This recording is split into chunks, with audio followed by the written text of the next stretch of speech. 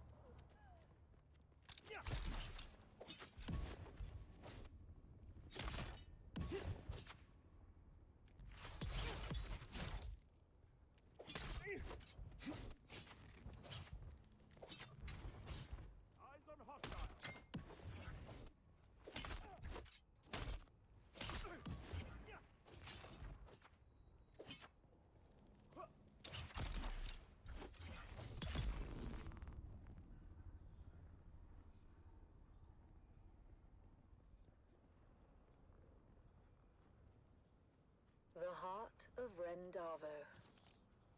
Rendavo's father was a sergeant, old and bent and grey. He served the Duke in '88, back in a bygone day. He lived out in the desert and scraped his meager fare, with children 9 around him and Ren, the youngest there. The older siblings learnt some sense, but Ren was left without. He was tall, but short on wisdom, and grew up broad and stout. Pious, cheerful, willing, yet he seldom did things right. "What will become of you, poor boy?" his father asked each night. And finally, Ren answered, "A soldier, sword in hand. If all else fails, at least I can still die for Duke and land." Ren packed his bag and went to join the brave Atreides troop. Strong and fit, and healthy too, he was welcomed in the group. But when he had to master drills and learn the skills of war, the sergeant screamed and laughed and screamed still more. For when ordered to turn left, Ren would quickly turn to right, and told to shoulder arms instead, he charged with all his might. Rendavo's drills and troubles became a well-known tale. Even famous Duncan Idaho would smile at his travail. And when at last Ren's unit was ordered off to war, the officers debated, was he suited for that chore? But Ren just let them argue. He stood there, broad and straight. "If with the others I can't go, I'll go alone. Just wait." He took his sword and backpack and marched out with the rest. At camp he was their servant, fulfilling each request. But when the battles raged, he was ordered to stand back. He didn't understand when to take cover or attack. Duncan Idaho was on the run, Harkonnens in his tracks. He passed Rendavo's unit, shouting, "Boys, you watch our backs. Don't let the devils through the gorge, or all of us are lost. Guard it until we regroup. Keep it safe at any cost." A small detachment, made up but of barely 20 men, got there in time to make their stand. Along with them came Ren. The Harkonnen fell on them hard, their loved ones raining death. And 7 brave Atreides men gave up their costly breath. The same disastrous fate would soon befall all those who'd stay. So when ordered to retreat, they all retreated straight away. All but one, who stayed to fight and charged the foes instead. Ren couldn't get the notion of flight through his stubborn head. He just stood there, broad and strong, and ready now to teach a lesson to each Harkonnen who came within his reach. At the choke point in the gully, they all each took a turn, but without loud gun cover. One by one, were forced to learn. They charged at Ren, but each who came was fought and bested all the same. None could beat him at this game, for Atreides' honor, house, and name. Duncan Idaho had rallied all the troops that still were hale. He shouted, "Hold out, my brave lad, we're coming, do not fail." He told all who would hear him, watch a true Atreides fight. "Hurry, boys, come to his aid, he has saved us all tonight." Against that fearsome counter-strike, no Harkonnen could hold. They faltered, failed, and turned their backs, a rare sight to behold. Their faces pale, their weapons dropped behind them as they ran. And Duncan looked around and asked, "Where is that fearless man?" He who held the gully until we could all return. That hero of the desert. His name I must needs learn. He has fallen, said the sergeant, his head bowed down in shame. He lies there dead upon the sand. Rendavo was his name. I remember him, said Idaho, of Ren who'd seemed to rest, but for the blood that stained the front. Get the enemy! That lasgun knew just where to strike, as plainly you can see, said Idaho to those around. Yes, it knew more than we. It shunned his brow. 'Twas weak and poor, that much all of us knew. But found instead what better was his heart, forever true. Someone's here. The word spread quick among all those who had survived the fight. And every soldier did agree Duncan Idaho was right. Rendavo was no thinker. His mind slow, truth be told. His head, they said, was made of gold.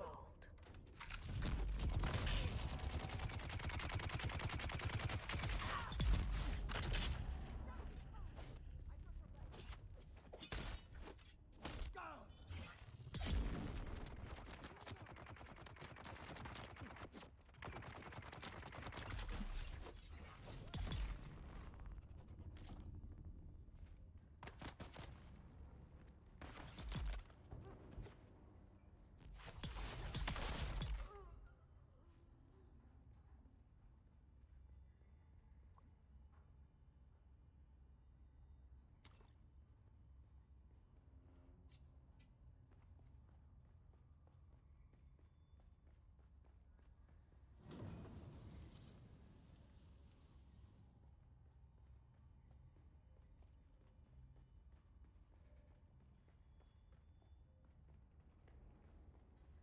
I see someone.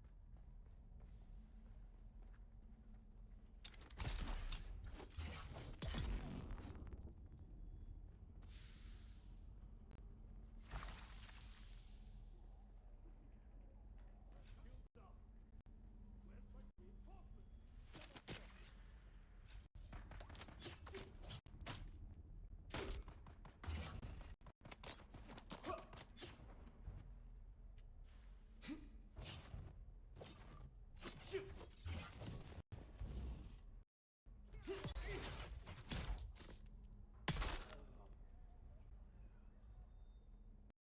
Who's there?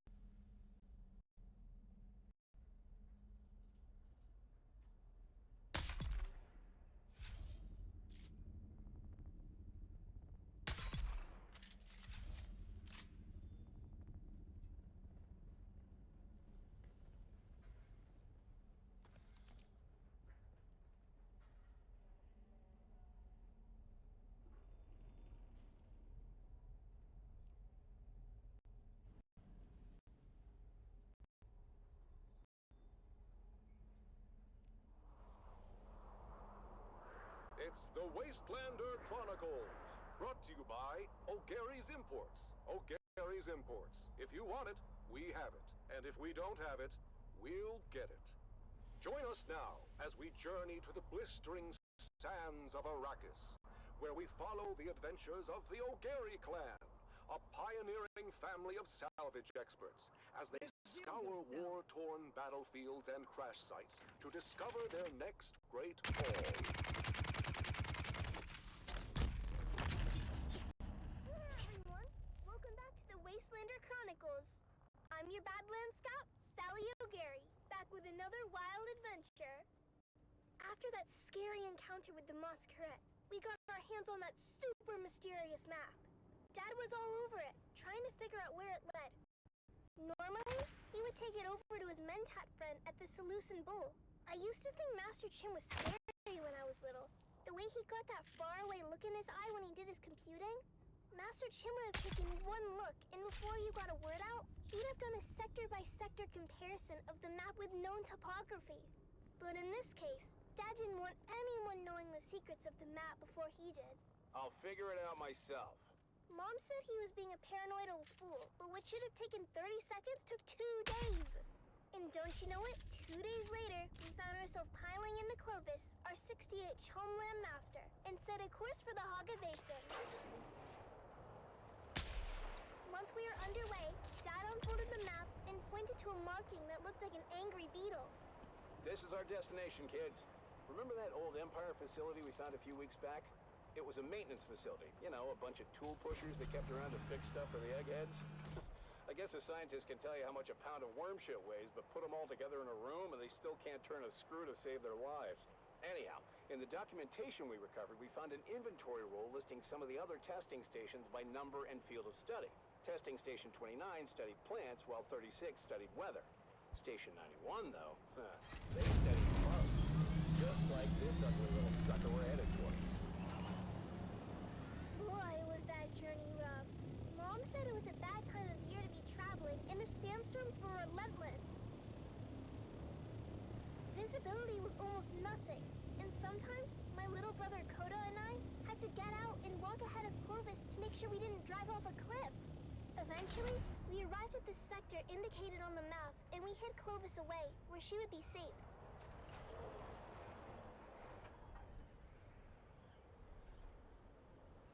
As usual, Kodo and I took the point and went ahead of our group. I won't lie, every step of that mission was a chafing nightmare. Before we left Clovis, I made the harebrained decision to break in a handed-down steel suit that didn't fit right. I was in rare form and fit for time when we finally came upon the massive portal in the rocks. By then, we'd been to enough of these old testing stations to know when we saw it. The oversized doors were slightly open, but peering in, we could only see darkness. Koda was immediately apprehensive. Reading a lot of foot traffic, Sally. I'm not sure how lost this old testing station really is. Of course, that's when Dad and the rest of the family arrived. I knew it! Keep it down, Finn. I knew it! You said I was a fool. You said I'd lead us into an ambush. The night is young. Ignore your petulant mother, kids. We go in wedge formation. After me. We squeezed through the narrow aperture with ease, but quickly found our way blocked by a massive pit of darkness. After we recalibrated our optics for low light, we found a narrow ramp that wound down to the gaping shaft. I forgot all about my chafing as we descended into the darkness. I hated the feeling in there, the lonely, oppressive atmosphere that long-abandoned places had in common. But the spell was quickly broken when a Harkonnen fire team floated on the center of the shaft from above. We flattened ourselves against the wall and kept out of their lights as the noisy and oblivious troopers floated past. You know that bloody city will never be finished. The beast is a fool. One day the Baron is going to come here and see what all his Solaris went. You don't want to be around when that happens. And why is it you don't want that? You haven't met the Baron yet, have you, boy? Damn it, Finn! This isn't a testing station. It's a Harkonnen base. Can it be both? I told you the night was young. So, what do we do now? This place is huge, and we came this far. I say we go on high alert and check it out. We couldn't risk getting caught, so we stuck to the shadows and moved as quietly as we could. Mom was right. This place was huge, with tunnels going off in every direction. We saw rooms full of weird machinery and old tech, stuff I'd never seen before. But oddly, no bugs or insects of any kind. There were never any bugs, Sally. I think the symbol on the map indicates Harkonnens, not bugs. Well, their helmets are kind of bug-shaped when you look at them. That's when we heard footsteps and ducked into a side room just in time. Peeking out, we saw a group of Harkonnen troopers march past. We didn't know how many there were in total, but any kind of combat would have brought the whole base down on us. My heart was pounding so hard, I was sure they'd hear it. After they were gone, the spirit of adventure had left us, and we resolved to get out of there as fast as we could. Coda and I really wanted to kill us a Harkonnen, but Mom told us it wasn't our time yet. We'd get our chance one day. But boy was she wrong, as we came face to face with the Harkonnen captain at the top of the ramp. Our daggers were already in hand, as I went high and Coda went low. Eyes and thighs, we called it, as we practiced the move so many times. And that's how we killed our first Harkonnen. Coda took an ear for his collection and offered to help me start my own. But, ew, I told Coda no way. Once we made it back to Clovis, Dad sealed the hatch behind us as Mom brought her great engine to life. After we got back to Arrakis, Dad met his friend, Master Chim, and shared our findings. While we didn't score any decent salvage on the trip, Dad did receive a reward from the Atreides for providing them with actionable intelligence on the Harkonnen base. Apparently the location of that particular base had troubled them for a while. Last we heard, Gurney Halleck was on his way there with a heavy assault team. With that said, Atreides days are back at O'Gary's Imports. That's right, Sally. Discounts across the board if you serve the Duke and can prove it. Come find us on the Agora Concourse of the Grand Souk in Arrakis. Because at O'Gary's Imports, if you want it, we have it. And if we don't have it, we'll get it. Thanks, Dad. Until next time, this is your faithful Badland Scout, Sally O'Gary, signing off and reminding you to always check your six. And come back next time for another episode of the Wastelander Chronicles.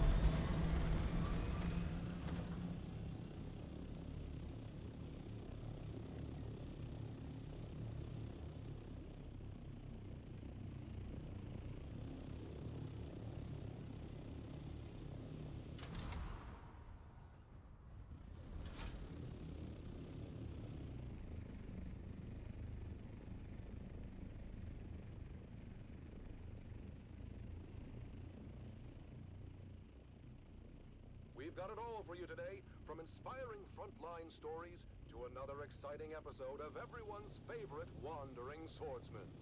But first, let's kick things off with some sonorous sounds for your listening pleasure. You're listening to Vox Atreides, the voice of the Duke.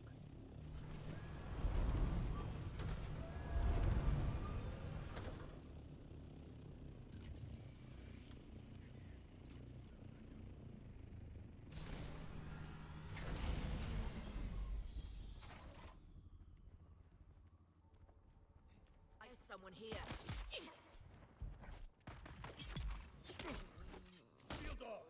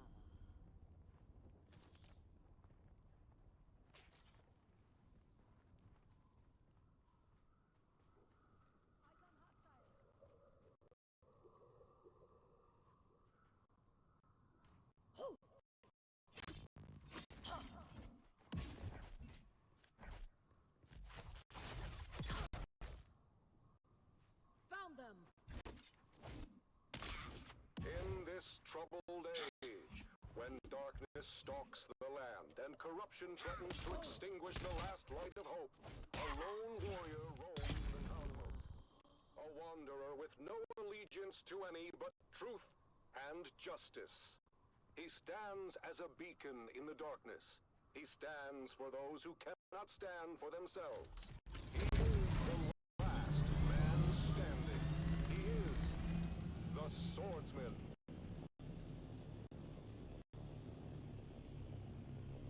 Episode 2732. The Slave Lord of Amaranth. After his showdown on the plains of Jericho with the renegade Hiren-Zir, the swordsman finds passage to the Delta Amaranth system in the far reaches of the Trinary Cluster. Are you sure you wish to disembark here, of all places, swordsman? Amaranth 3 is a remote mining world of little import. No highliner is due to pass this way again for some time. I am sure, Guildsman. I will find my way. Very well. A Chome resupply freighter leaves within the hour. I have arranged your conveyance to the surface. Fare thee well, swordsman.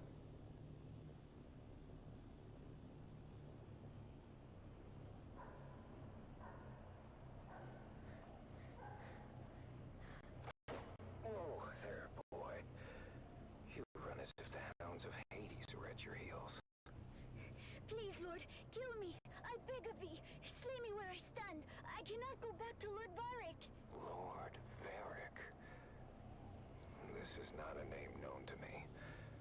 What house governs this world, boy? For many thousands of years, this stewardship of Amaranth 3 fell to a house minor with allegiances to the great house Waku. Waku is no more. Their sisters were purged in the Third Holzheim War. Their holdings forfeit to the Spacing Guild. As you say, Sirrah. The boy speaks the truth, Lord. It's been 6 or so centuries now. And the Guild has not assumed control? This world must be in a ledger somewhere. Well, the Highliner comes like clockwork. We get supplied, and then they're gone again. To wherever Highliners go. We just figure they forgot about us. Then who is this Lord Varric? Born a slave like his father before him. The Varrics took control when it became clear we were forgotten. A Mala. Claiming lordship over other Mala. We must go, Sirrah. If Lord Varric's men find you, I don't know what they'll do. Take me to the slave called Varric. Justice will be served.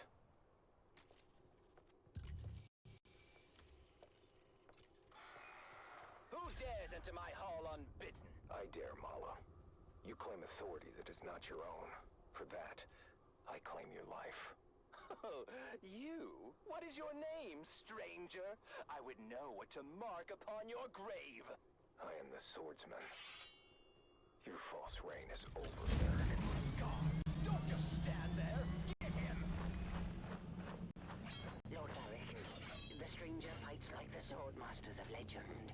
Impossible! The swordmasters were destroyed. The remnants scattered. 6 to 1, he is outnumbered, and still, our men cannot strike him. Fool! They do not have to strike him. They only have to maneuver him onto that trap door. Goodbye, swordsman!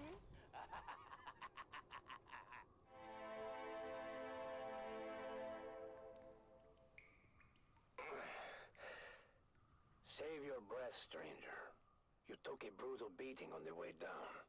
Most do not survive the fall, as the bones in this dungeon attest. Dungeon. Below Lord Varric's audience chamber, I am Rodrigo. He is no lord. Not in any legitimate sense. I'm not sure that's a distinction many here would appreciate. What else is a lord if not a title claimed by force? A lordship is an investiture governed by the Heritage Council in Section 437 through 441 of the Great Convention. It's a covenant, as old as the Imperium itself. But tell me then, stranger, the ones who established your covenant, is it they claim their power, if not by force? How is it they are legitimate and the pig Varric is not? You tire me, old man. Well, at least we agree that Varric is a pig. Rest now, stranger. We need your strength for what is ahead. Damn it, I oiled that hinge. Can he walk? Can you walk, stranger? Our last true governor had the unshakable fear that the people would rise against him and throw him down here. I helped to build this secret exit to ease his paranoia. Did it? Yes, until House Waco fell. Then the people turned on him and threw him down here. But he escaped through a secret exit. No. He landed badly and died soon after. But we will escape from his secret exit. This is my daughter, Gina. She will lead us to safety. What about Varric? As far as Varric is concerned, you're already dead or dying.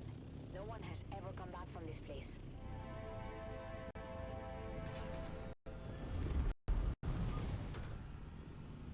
Easy now, swordsman. I've tended to your wounds. Thank you, both. My father was a draftsman in the Imperial Engineering Guild and helped to build this humble colony. Armor in 3 isn't much, stranger, but we are self-sustaining, and the Guild will remember us one day. We were doing just fine until Varric's grandfather took over. Lord Varric is just the latest in a long line of assholes. We have seen too many good men fall trying to stand against him. There are enough of you. Why not fight back together? The fear of death, I suppose. The land here is harsh. The work grueling. Without our men, our families would starve. Fear is a powerful chain, stranger. A chain we will break together. Send word to the villagers. It's time to end this.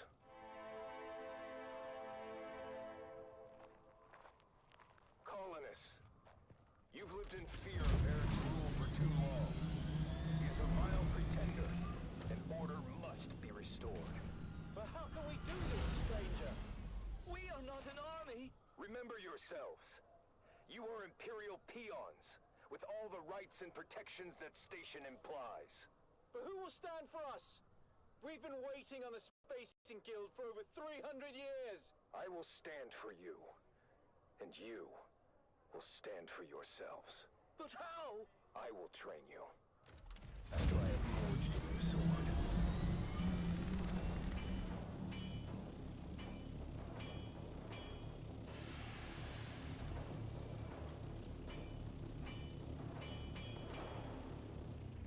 It's time.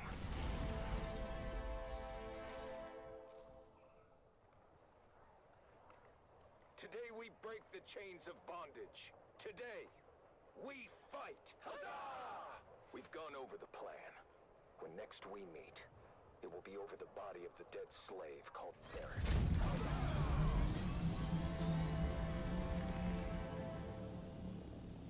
So then I told the farmer, if you cannot pay your proper tribute, perhaps your comely young daughter can pay it for you. Slave Lord Varric, your false reign ends now. You? But how? Guards, get him!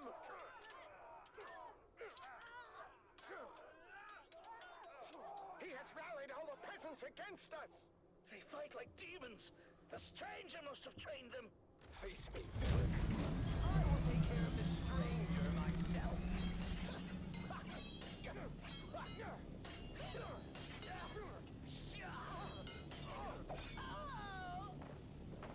The tyrant has fallen. You have won your freedom. No! Father! Your father fought bravely, Gina. His sacrifice was not in vain. Thank you, swordsman. You've saved us, but I've lost my father in the bargain. His spirit lives on in the freedom you now share. Freedom to serve your proper masters, the Spacing Guild, who will undoubtedly return soon to claim you all. But what do we do until then? Hunger and disunity may come, but you must remain steadfast in your duties.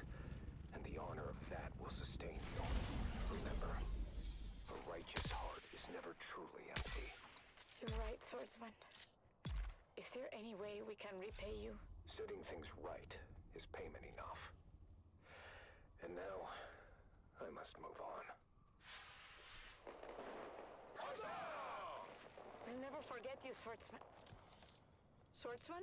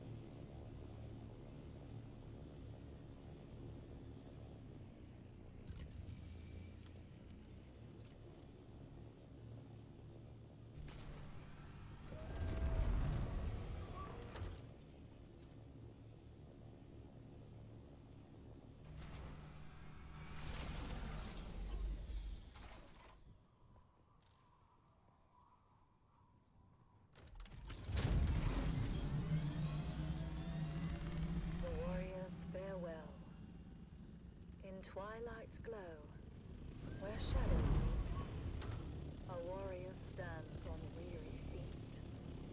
His sword, once bright, now dulled with strife, reflects the toll of countless lives. Oh, fate, you've carved this path of pain through deserts vast, through blood and rain. Yet honor mine heart tonight. For House Atreides, I still fight.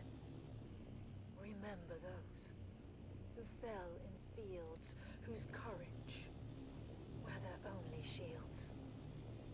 Their names engraved in stars above. Their deeds, the legacy of love. In silence now, I take my leave. For battles end, and souls must grieve. But know this truth, my comrades dear. In every heart, we still stand near.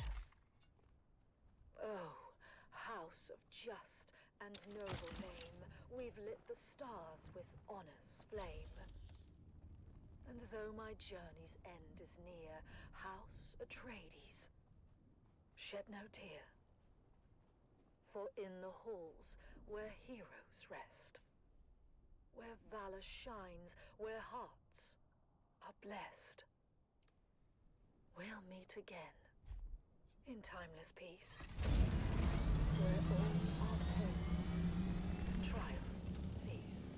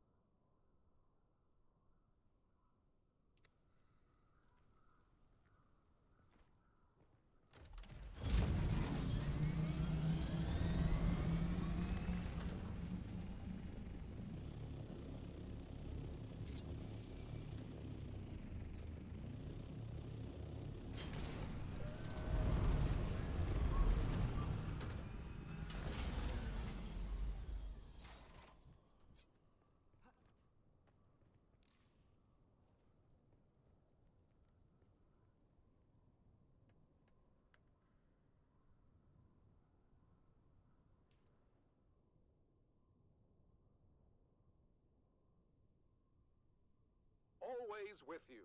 It's Vox Atreides, the voice of the Duke.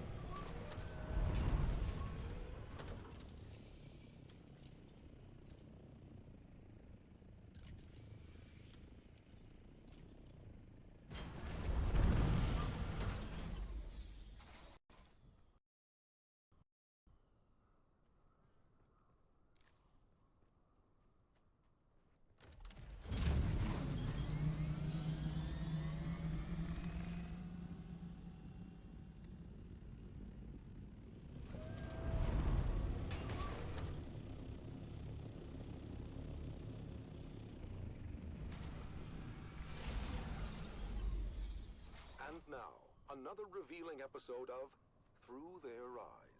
First-hand accounts from the front lines, presented by your host, Redondo Monroe.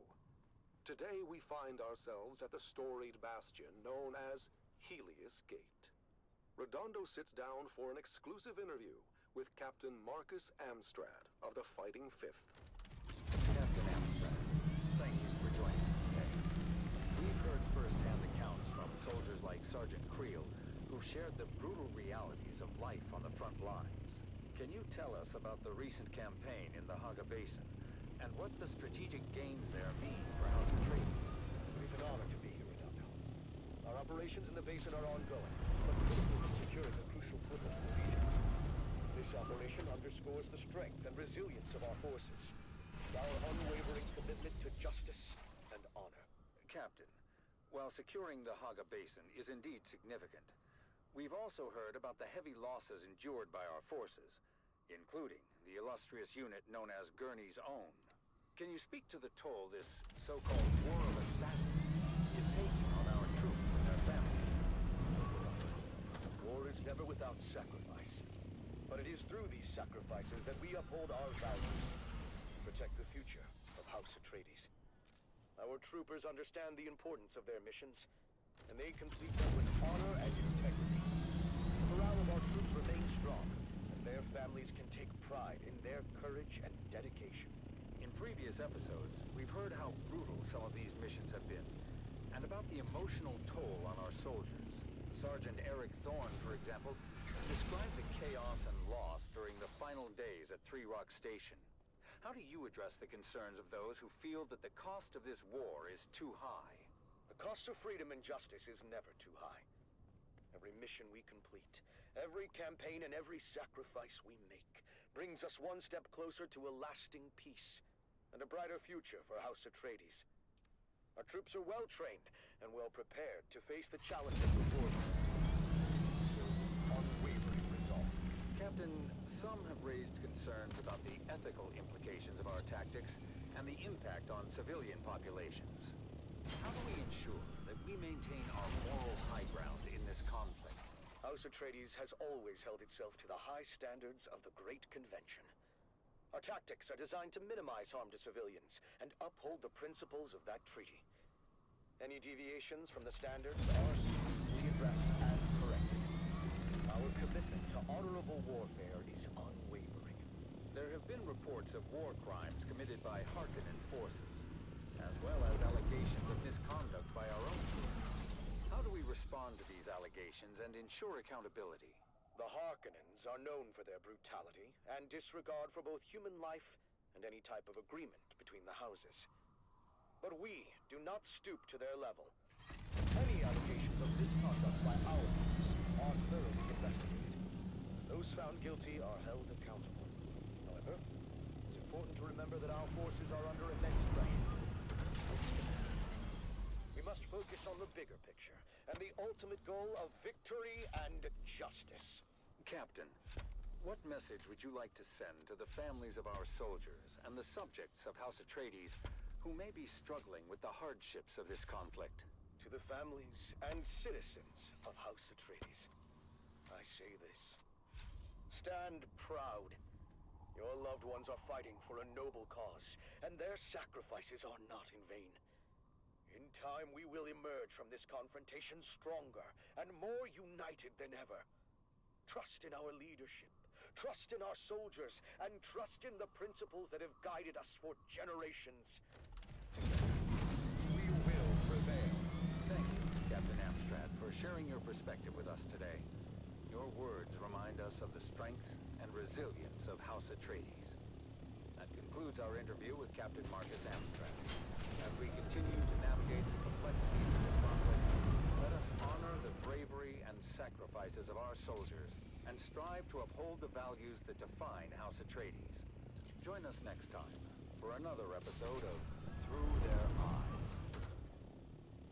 You have listened to another episode of Through Their Eyes, first-hand accounts from the front lines, presented by your host, Redondo Monroe.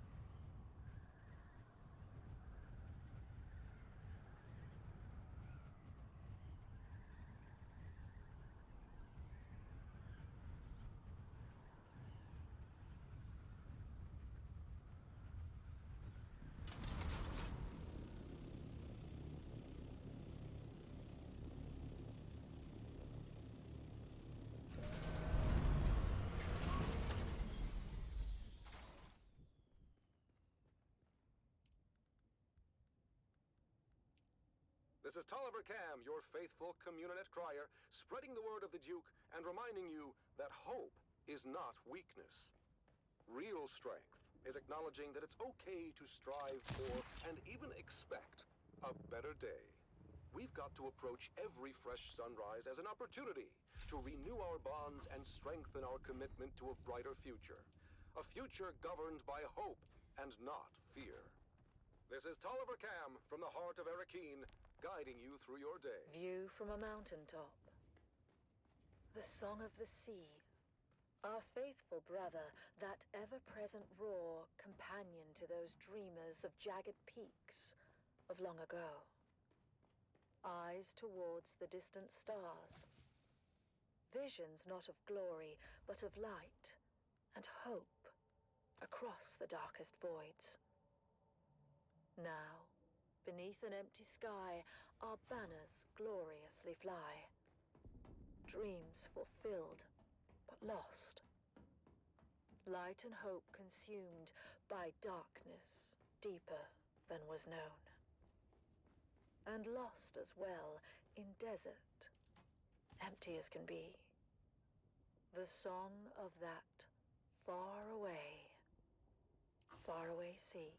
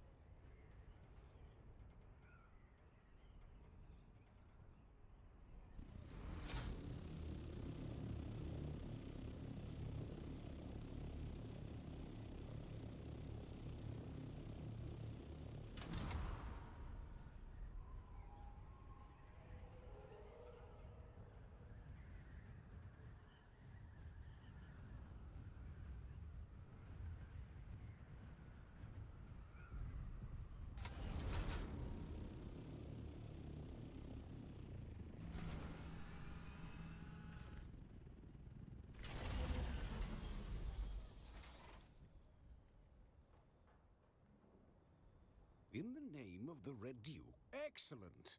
Ah, Cartel of Gaiety. Delivery for House Harata. Noted. We'll make certain.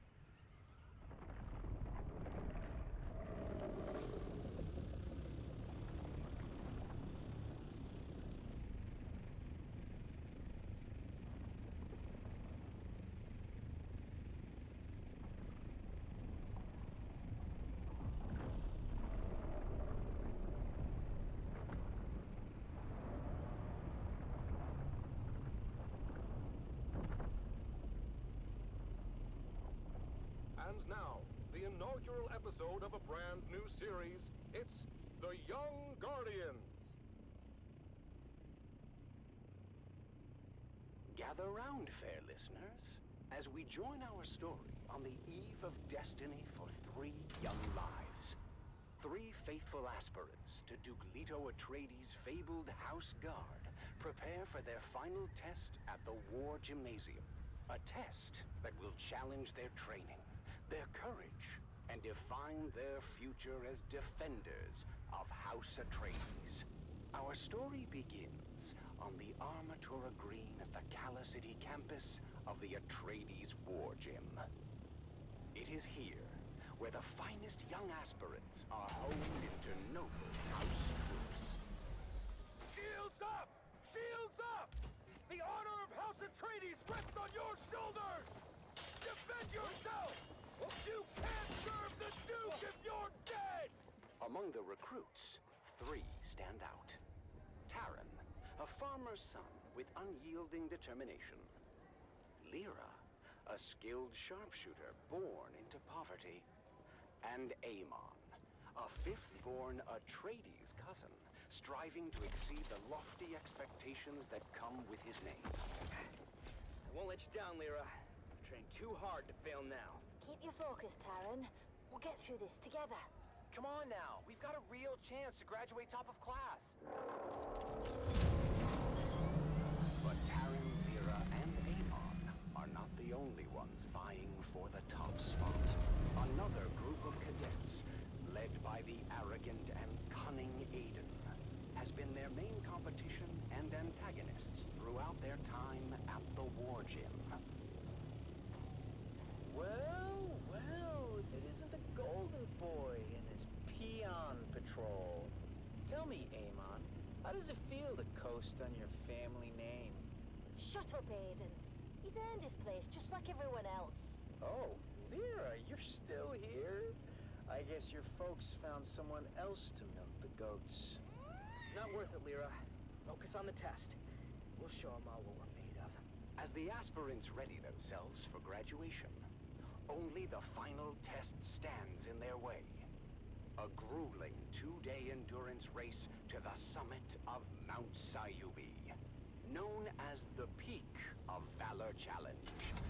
Ancient tradition states that the aspirant team planting their flag atop the summit first will be named top of class. Come on, keep it up! We're almost there. Just a little bit further. Watch out for that loose rock! As Taran and team near the summit, Lyra's footing gives way, and she slides roughly to a ledge below. Go on without me. Plant the bloody flag. Not happening, Lyra. Atreides leave no man behind. Hang on, Lyra. We're coming. Meanwhile, Aiden and his group are hot on their heels and seize the opportunity to rush to the summit. Come on, you maggots! Dig deeper than you ever have before! We're almost there!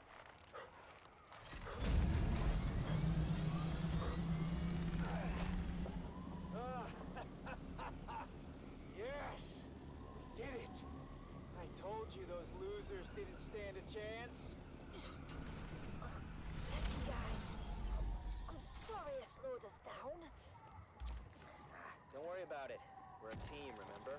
Despite their best efforts, Taran, Aemon, and Lyra finished second in the challenge. We may not be top of class, but we did right by our friend. Nothing will diminish that. The day before graduation, Taran and Lyra ventured into the lecture hall to return a borrowed tome, when something strange caught their eye. Huh. That's strange. The light's on in the Commandant's office. But we just saw the Commandant on the green. Then, who's in there? Aiden, what are you doing here? None of your business, peons. I was just leaving anyway. But Taran had noticed that Aiden slid something under his shirt. The Commandant's code book. What about it? Aiden just put it under his shirt. We have to tell Aemon. Aemon, you You won't believe what Lyra and I just saw. Aiden is a thief. He stole the Commandant's code book from his office. My older brother quizzed me before. I thought it was nonsense at the time. He was asking about a possible Harkonnen infiltrator in our aspirant class. I thought he was just giving me a hard time, but... Yes, Aiden is the infiltrator. He must be. But what are we going to do about it? Leave that to me.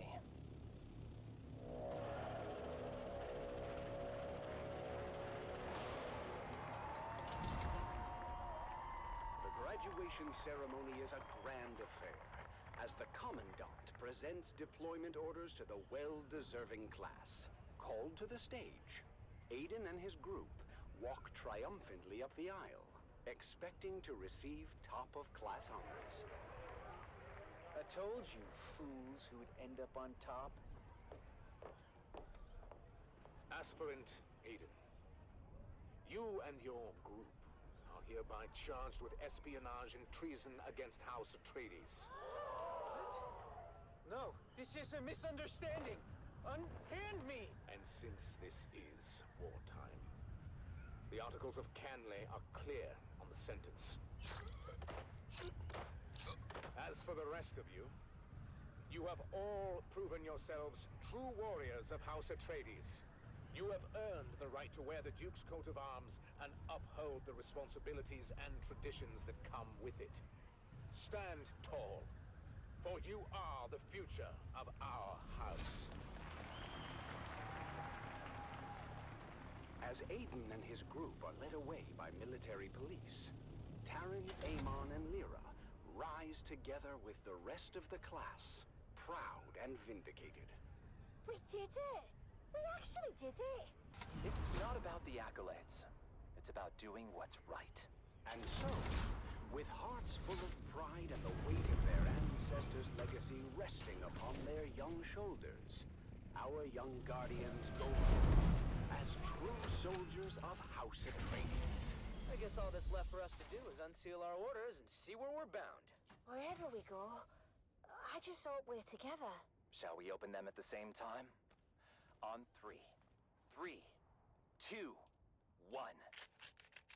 Arrakis. That's it then. We're going to war. Join us next time on The Young Guardians as our heroes continue their journey, facing new challenges as they uphold the legacy of House Atreides. Until then, remember, honor and loyalty are the true marks of a warrior.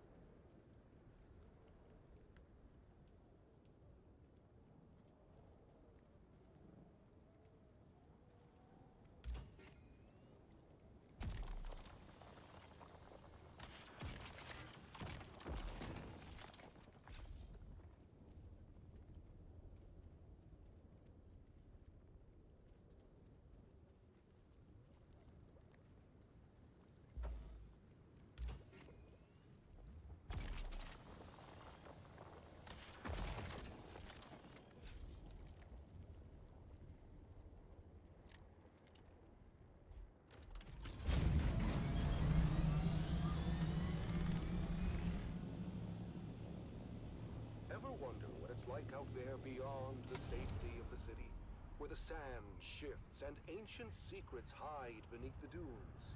Well, let me tell you, there's more out there than spice and sand.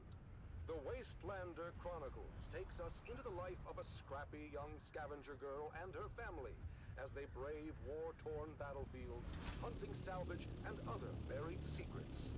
Stay tuned, because this is one tale you don't want to miss. It's the Wastelander Chronicle, brought to you by O'Gary's Imports. O'Gary's Imports. If you want it, we have it. And if we don't have it, we'll get it. Join us now as we journey to the blistering sands of Arrakis, where we follow the adventures of the O'Gary clan, a pioneering family of salvage experts, as they scour war-torn battlefields and crash sites to discover their next great haul.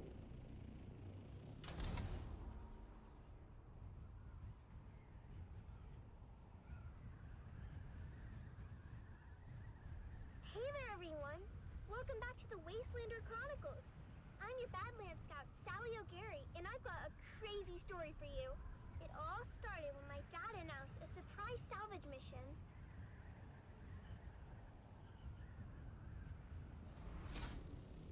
It was just after sunset. Dad had spent all day, as always, mining our storefront and listening to the space traffic controllers going about their business on the Community. I always tease Dad and ask how it is he can listen to those encrypted channels, and he just shushes me and tells me to clean my guns. But this was the day Dad's patience and extra-legal community receiver paid off. He overheard a distress call from the Leopoldus, a light freighter carrying machine parts out of Bella to Goose. Now, you might be thinking, Sally, what's so darn exciting about machine parts? But in the salvage game, we learned that a ship listing machine parts on its cargo manifest could be carrying anything from precision lasgun barrels to cybernetic eyeballs, so it's worth the trip. Of course, Dad's not the best with his numbers, so it was up to Mom to triangulate the coordinates and plot our course to the crash site in the Minor Erg. As always, when we piled into Clovis, our vintage 68 Coke Landmaster, Mom reminded us of the grim dangers waiting for us in the desert.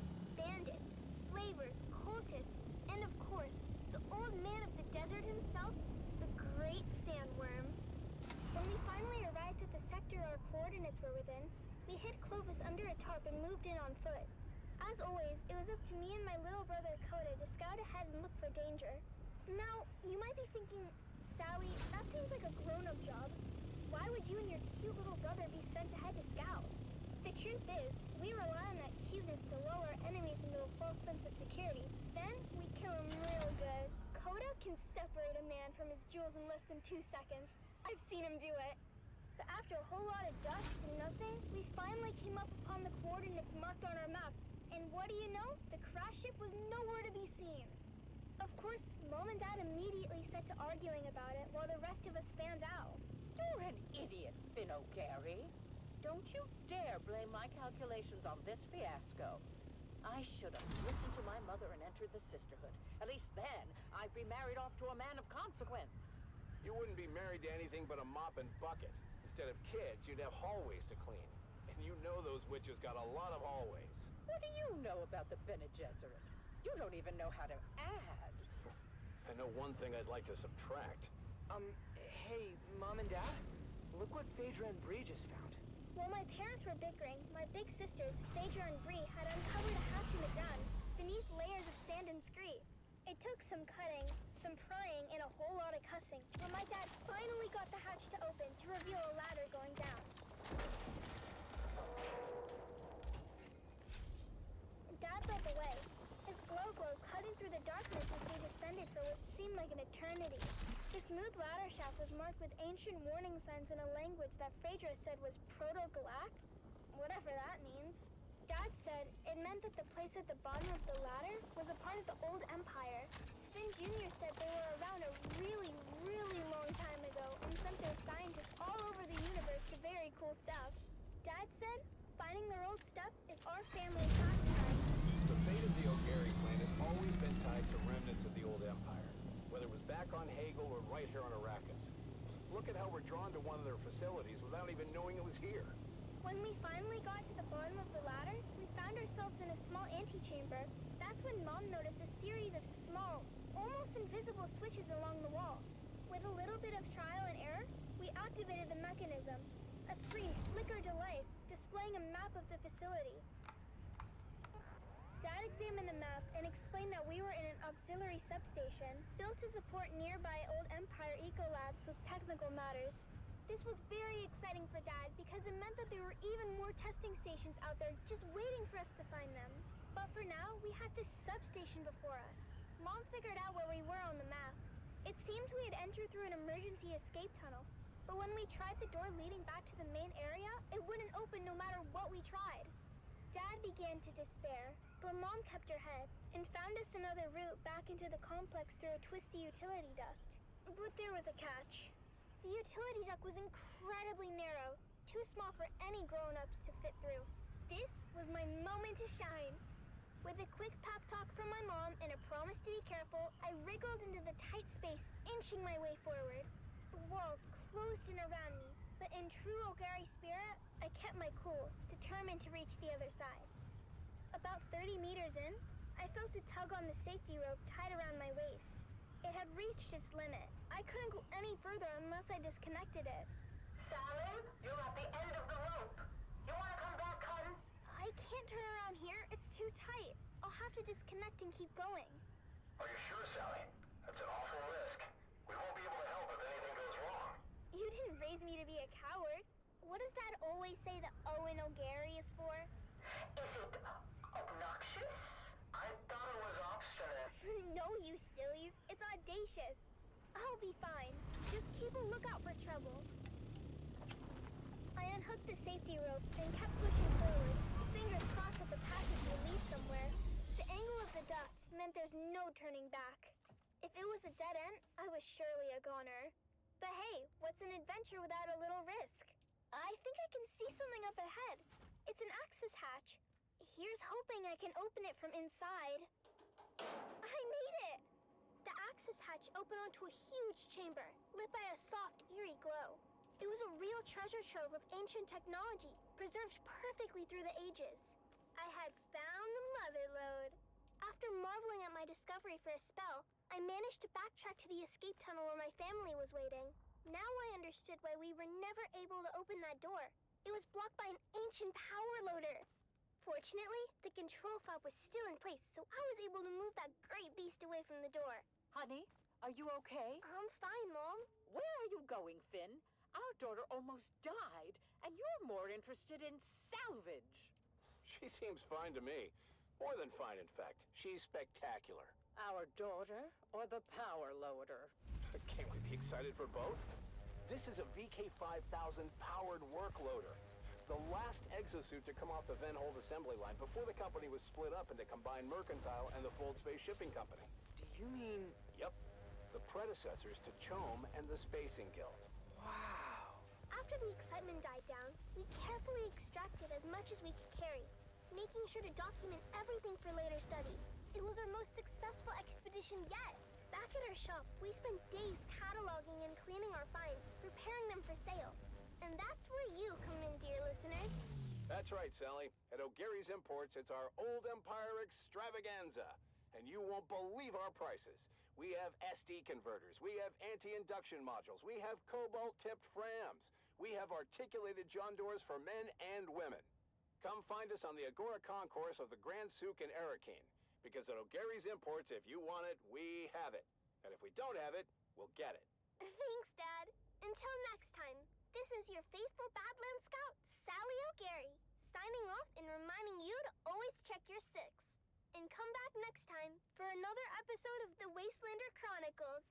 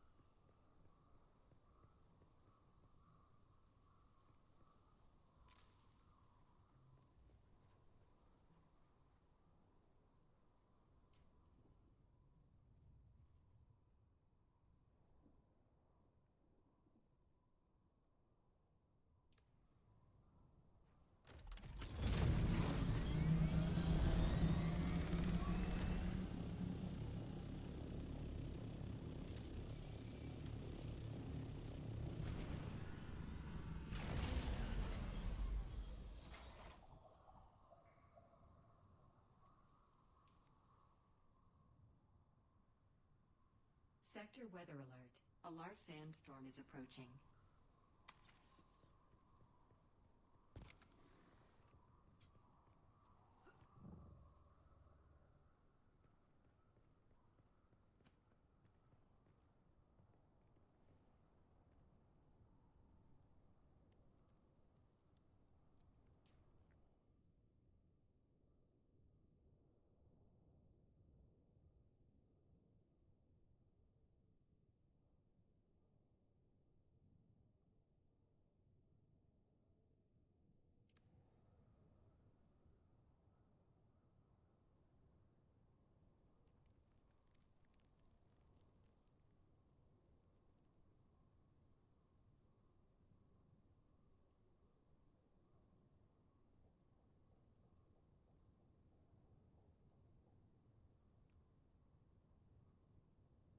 Sector weather alert.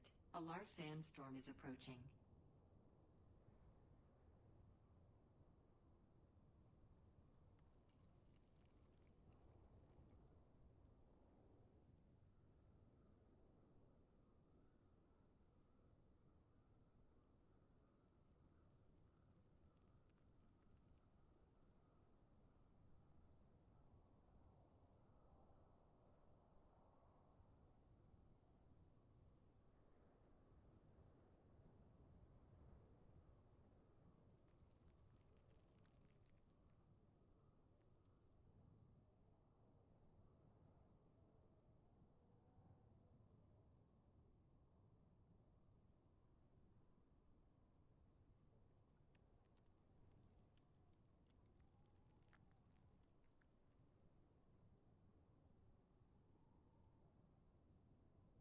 Sector weather alert.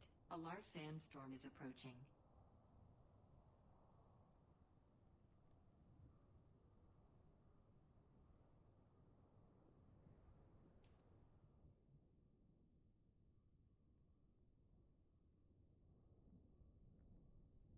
A Song of Two Homes. I remember the spice-scented air and shadows cast by Between the Grey Lady, the twins Morani, and the Fremen is just around the corner. Stay tuned to see who will emerge victorious in the man trap.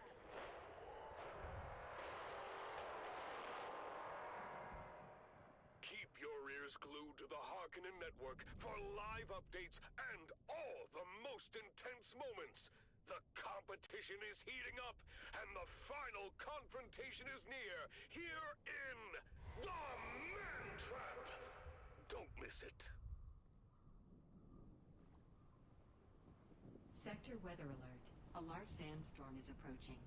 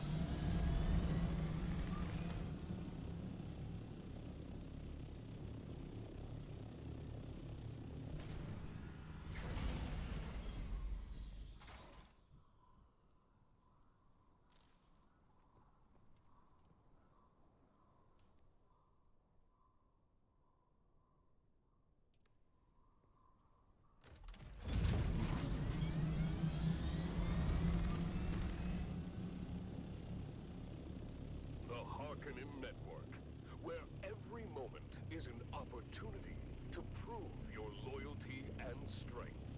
Strength through loyalty. You are listening to frequency 152.6, the voice of House Harkonnen. We are Arrakis. Now witness as the dark and tangled truths of House Atreides are revealed by the Convert. Greetings, Truthseeker. I am the Convert. Once a high-ranking advisor to the Atreides regime, I have since escaped and now live under the protection of the Bearer. I have now received word from my supervisor within House Harkonnen that my dear ones, my family, that they have all been cruelly executed by the Atreides. This is difficult to speak of, but I must continue. Today's question: what is the role of religion in times of turmoil? When I left House Atreides, I also left behind the false faith of my fathers and the lies of the Quragiana Zen Christian scripture. Naturally, I recognized these things for what they were: tools of control, an opiate for the masses, a way to keep an oppressed people docile and unquestioning. What comfort does religion offer in the face of loss? Does it provide real solace? Or is it merely an illusion, a false promise of meaning, of reunion in some mythical afterlife? Can we trust the idea of paradise? Or is it just another myth to keep us enslaved? When I think of my murdered family, I remind myself that the promises of religion are hollow. The idea of them being in a better place is just a comforting lie. We must face the harsh reality and not be swayed by these deceitful doctrines. Ask yourself, dear listener, what is the true purpose of religion?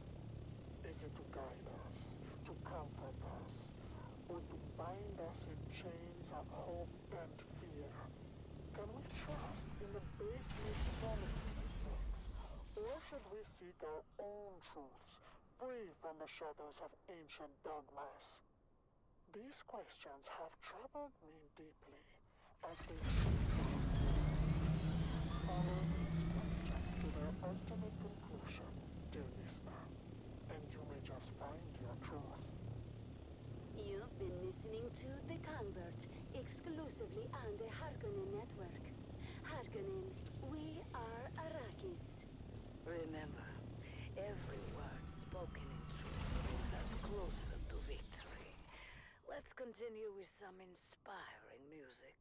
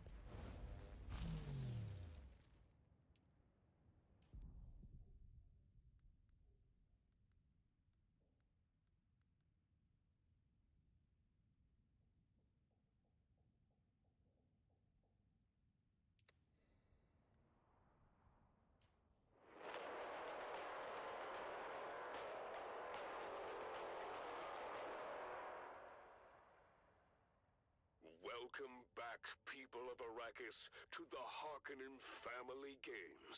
The Mantrap competition reaches its climax with just 4 contestants remaining. Let's join our hosts Maxim Dubrov and Vera Kotila for the latest updates. Welcome back. I'm Maxim Dubrov and this is Vera Kotila. I guess. Yes, Maxim, let's do a quick recap of our fallen contestants. We have lost Hollow Tom, Amado Delsin, Kalen Sheaf, and most recently, the little Ishkali slave called Kanto. Such a waste. But now, let's focus on the final confrontation between the Grey Lady and the twins Morani. The twins are approaching her from 2 sides, and it looks like she's trapped. She's completely surrounded. I don't see how she can get out of this one. Wait, Maxim! She's doing something! Her stance!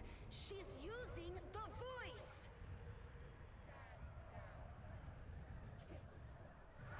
What? The voice? This is impossible! I remember now! Maxim! That's Sister Elara, the Bene Gesserit defector! The scandal when she was expelled was huge! She's been missing for years! Elara? The one who challenged the Reverend Mothers? This is incredible! Exactly! She was known for her mastery of the voice and her truth-sayer abilities. And now she's using those skills to turn the twins Morani against each other. They're attacking each other! She's commanding them to fight to the death! Of course, Maxim. Sister Elara was a high-ranking Bene Gesserit. That is, until she was expelled for unknown reasons. The Bene Gesserit are very secretive and do not like to broadcast their failures. But she escaped, and they could not hide the extensive manhunt. I suppose she has been in hiding since. That's very unexpected, Vera. As far as anyone here knew, she was simply the proprietor of a pleasure house. But it seems she has quite the history. The twins Morani are tearing each other apart. They have no control over their actions under the voice. Unbelievable! They've killed each other! The Grey Lady stands victorious! Wow! Sister Elara's story is remarkable. After her expulsion, she vanished from public view, living in the shadows. Now, she's emerged as a formidable contender in the Mantrap. And now we're down to the final 2 contestants. The Grey Lady, or rather Sister Elara of the Bene Gesserit, and the mysterious Raven. This will be the ultimate showdown. Stay tuned, people of Arrakis, for more updates and thrilling commentary from the heart of Gadi Prime. The Mantrap's final confrontation is about to begin.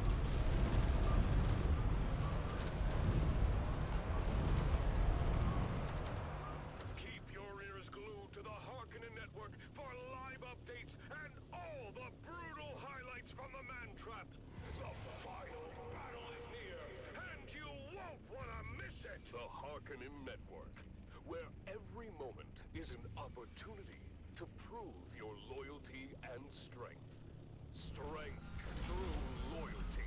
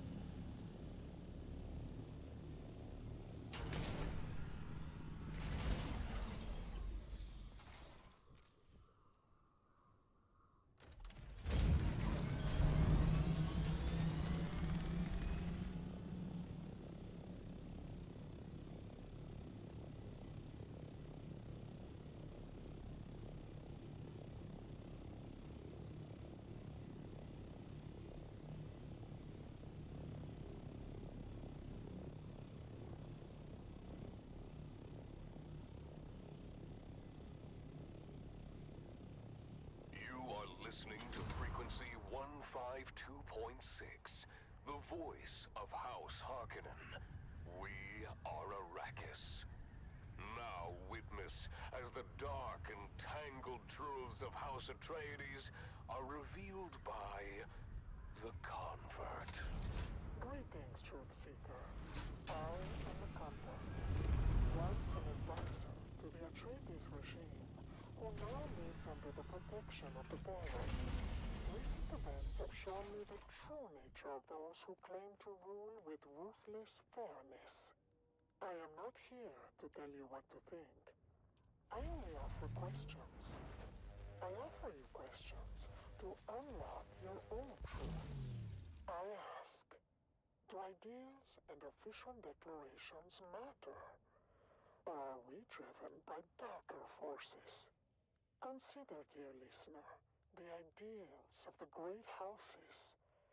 Each has their own creeds and dogmas, their songs and legends by which they seek to shape their loyal subjects. But do these words and ideals truly matter? Do they in fact guide the actions of those in power? Or are they merely a facade, a mask to hide the true nature of their rule?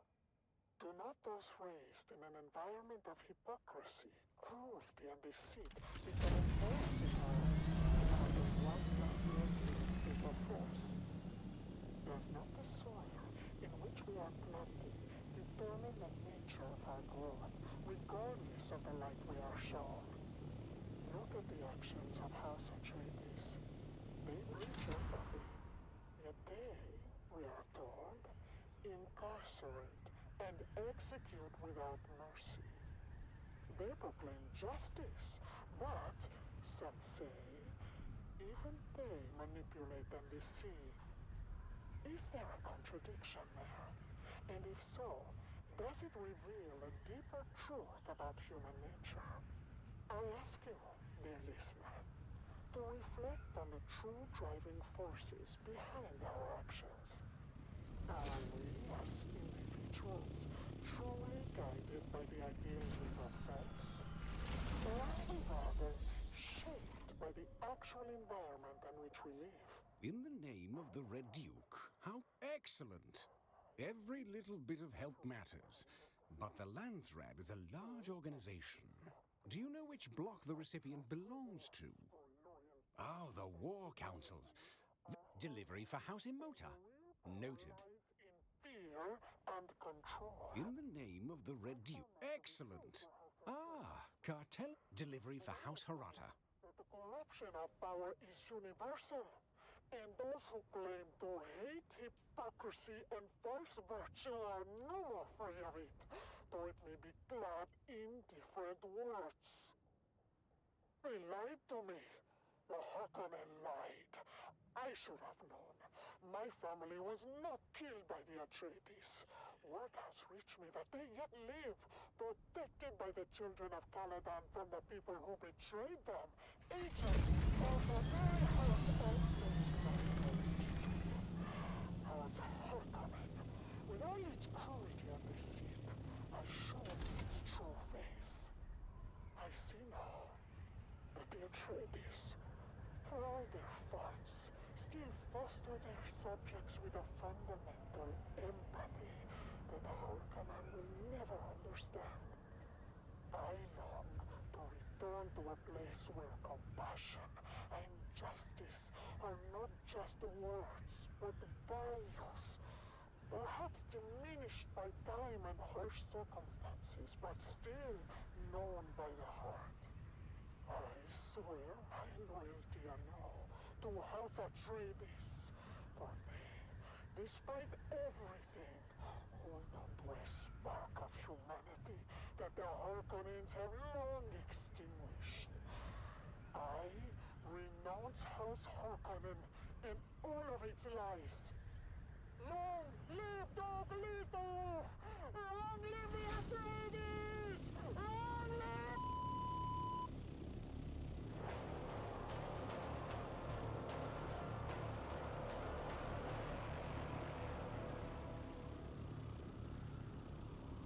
Stay tuned to the Harkonnen Network, where loyalty, strength, and victory are celebrated. Strength through loyalty. Knowledge is indeed power, dear listeners. And speaking of knowledge, I feel the urge now to share a candid story from my own life. And perhaps it could be a learning opportunity for any young Harkonnen woman pondering their prospects. You see, once I had an intimate acquaintance with a highly ranked officer. He shall remain unnamed, but let's call him Barzag X.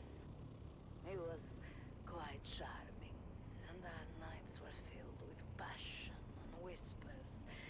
But he was prone to speaking in his sleep, and therein lay his doom. You see, the words that Barzag spoke in his post-coital slumber were, let's say, troubling. He spoke in the darkness of the night, of doubts, of questioning the Baron's decisions. I knew then what I had to do. The very next morning I reported his treacherous thoughts. The Baron, in his wisdom, had Barzag removed from his position and taken to a place where such doubts could be corrected. While I was praised and handsomely rewarded, I took a new lover. This time a brigadier who turned out to have challenges of his own. But that, my dear listeners, is another story entirely. The lesson here, of course, loyalty above all. Loyalty to the Baron, to the glorious Harkonnen family. Never, ever forget that. Greetings, friend. Have you got business with me or House Harata? House Harata always... Reveal yourself.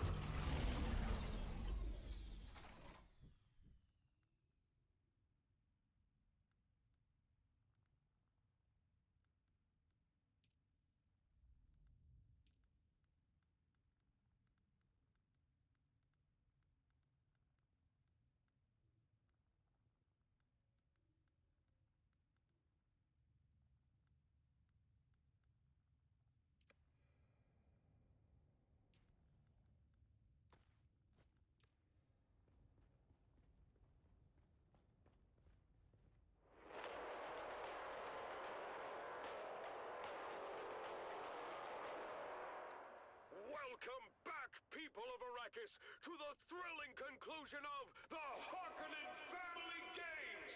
The competition has reached its final showdown! Let's join our hosts, Maxim Dubrov and Vera Kotila, for the ultimate battle of the Man-Trap! Thank you and welcome back. Vera, we are about to witness the final confrontation between the Fremen and Sister Lara. Indeed, Maxim. Both contestants are nearing the innermost chamber of the labyrinth, each approaching from different directions.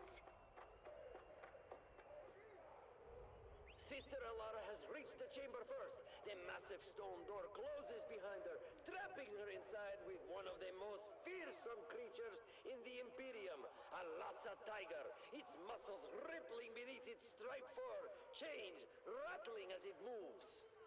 The Lhasa tiger, known for its immense strength and ferocity, is chained in the center of the room, guarding the seal that the victor must press to win. Sister Alara is attempting to use the voice on the tiger. Listen! Obey. Stand down. The tiger isn't responding. It's immune to her control. She's trying to keep her distance, but the beast lunges at her with claws extended. She's down! The tiger has mauled her. It looks like Sister Alara is finished. Now the Fremen has entered the chamber. The door closes behind him with a resounding thud, trapping him inside with the tiger. The tiger leaves Sister Alara's bleeding body and charges at the Fremen, its roar echoing through the chamber. He's fighting with incredible skill and determination, climbing onto the beast and driving his crisp knife into its neck.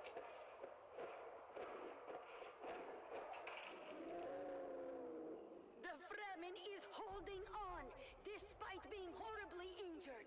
One of his arms has been torn off, blood flowing freely, but he keeps fighting, stabbing the tiger